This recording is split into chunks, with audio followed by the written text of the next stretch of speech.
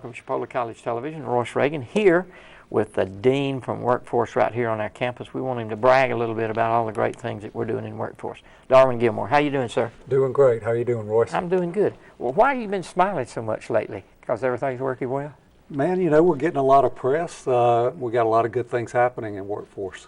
So well, why do you want the community involved, the businessmen involved in our programs?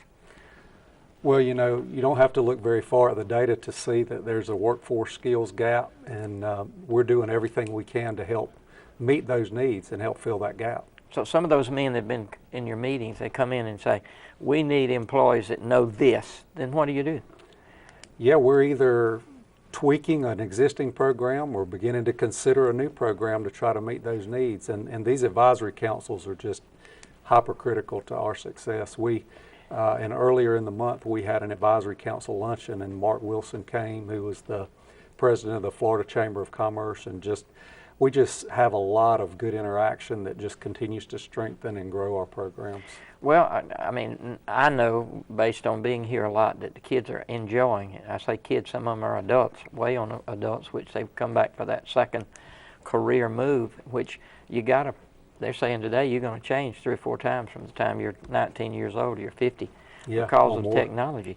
Well, let's talk about them if you don't mind. Welding, what you got going on in welding? Welding, you know, welding has done really well. Our current enrollment, we're full. We're beginning to include dual enrollment students from the high schools, which is an exciting time for us.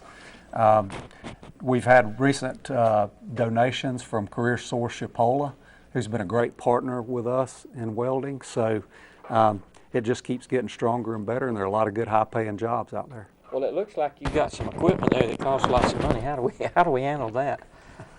Well, you know, that particular equipment came from a grant. But again, you know, there's partnerships with local and regional organizations that we keep being able to outfit ourselves so we can train these kids and train them right. Well, I heard you got ready for 10, but you had about 20 the first semester that you started back with the welding program. Yeah, I think we're now at 25. Gosh. So well, they're going to make more money than you are going to make as soon as they graduate. Absolutely. About 2 years after they graduate, they'll be knocking it down. They're smarter than we are. Well, how about engineering? Now that we got some new programs there. Yes, 2 new programs. Civil engineering technology, we have Ola Bodie Ogadingby teaching that. And this guy is a great instructor. He has a construction background on his own business, and we're teaming up with people like DOT, Southeastern Surveying, some great companies, even some are offering scholarships, and creating people who have a baseline in construction, surveying, AutoCAD, can go to work in any building and construction area. So it's a solid AS degree program. Well, I was noticing it said that jobs in Florida, the 5 best, the 5 worst. I'm not going to mention who the 5 worst because we've got a lot of people working there in the woods with a chainsaw and on the water down there trying to fish. But the top, there was about 2 out of the top 5 were engineering. So that's where it's happening right now. That's why you and our school, I guess, needs to provide the opportunity for them to learn what they need to learn in order to go do the best jobs. That's right, that's right. There's a real shortage in construction workers in Florida particularly. So we're trying to help meet that need. Well, I see you've got a haircut lately. Did you get that down at cosmetology? Tell me about Always. cosmetology. Tell me about man, that. You can't beat Paige and Ada. That's right. I'm still thinking about that pedicure and manicure. I hadn't made that move yet, but I'm tempted. Yeah. Well, how are they doing? They're doing great. You know, they've instituted a new training program through Pivot Point that utilizes iPads, and it's almost like a Facebook type of a curriculum. Yeah. You have to see, and it just creates a lot more energy, a lot more sharing. But they have a great group, an energetic group. I think one of the greatest groups we've had. Well, I've got mine cut there too. It took them a little longer than normal, but because the teacher kept coming by and saying, now, if you just do this, if you do that, that'll make that easier to work. And of course, I enjoyed listening, being an educator, enjoyed listening to the teacher educate a kid who was learning to do. But right. I think this was a guy who had never, he had cut most ladies' hairs, and didn't have many men hair yet, so he needed to learn to do that. Mm-hmm. Not a barber, but a cosmetologist expert. Right. Well, what about auto technology? Man, I don't have to say much about automotive. You know, John Gardner and Chase Valig have just done such an outstanding job with training these young people, and what they really are doing now, they're taping the second season of Tech Garage. We have such great industry partnerships and business partnerships. They're making donations of transmissions and other technology so we can train on current technology.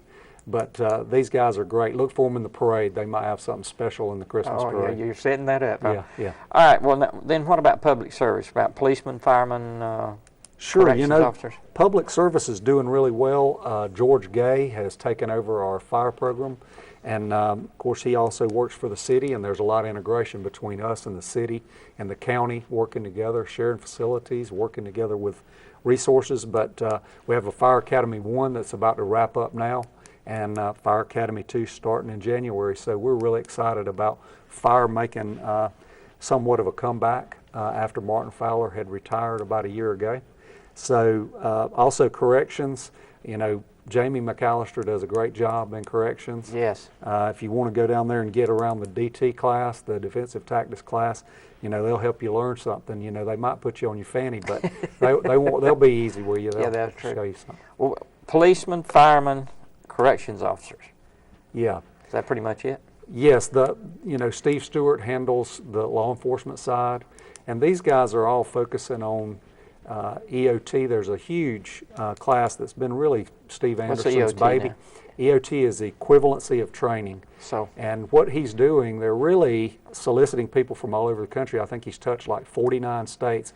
If you're a state trooper in another state and you want to come to work in Florida, you can come down here for a really compressed 1-week course and gain all the criteria you need so you can go to work in the state of Florida as a state trooper. well, what if I'm a deputy with the city or the county and I want to be a corrections officer? Then there's some crossover training that might go back the other way. Is that what that's Sure, called, both of those are available crossing over. And a lot of times you need to hunt where the ducks are. You need to go where the best job opportunities are. So that cross training has really been well utilized. I went to a baseball game to watch Jeff Mathis 3 years ago. Preseason of the grapefruit leader, whatever they call it in Florida. So I'm standing there with my Chipola cap on and probably the shirt. And this guy walks up and he says, "Do you remember me?" And I said, "Well, sorta." He said, "I went through the academy there." He had on a uniform, policeman. He said, "That's where I went to school, was at Chipola. I'm from down here. I heard about it was cheaper, compressed more, and you pass the grades when you take your test more than anybody in the state of Florida." He said, so we went up there and I worked a little while and got my credentials down up there for here. And he said, "Man, I've spread the word that that's the place to go." I'm not surprised. They're all over the place, and that's been our hallmark is the quality. The quality of the education is there, so the pass rate's there. Well, it doesn't cost as much to live in Marianna as it does in Orlando. So those guys can come here to school and they can work part-time here while they're still in school. That's right. I know that's tough.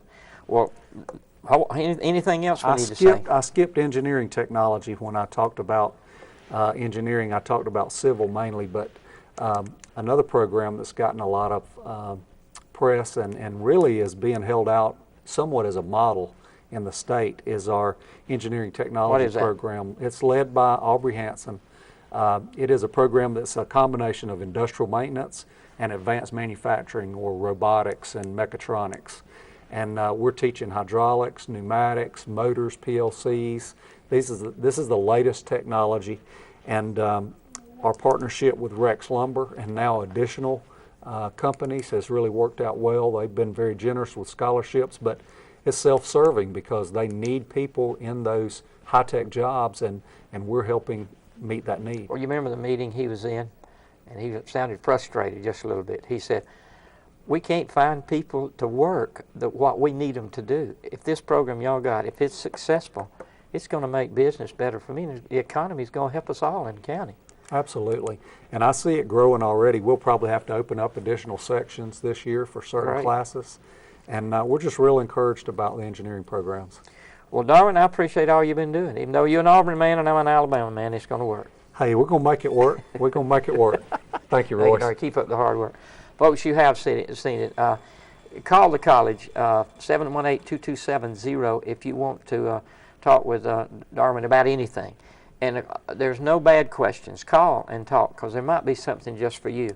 And like we do a lot of programs at night too. And in the future, I'm sure a lot of that is going to catch up on us on that. But I appreciate what Darwin does here. And our workforce is just continuing to grow because we want to meet the demands of the area. But I appreciate him, but most of all, I appreciate your watching and supporting Chipola College Television.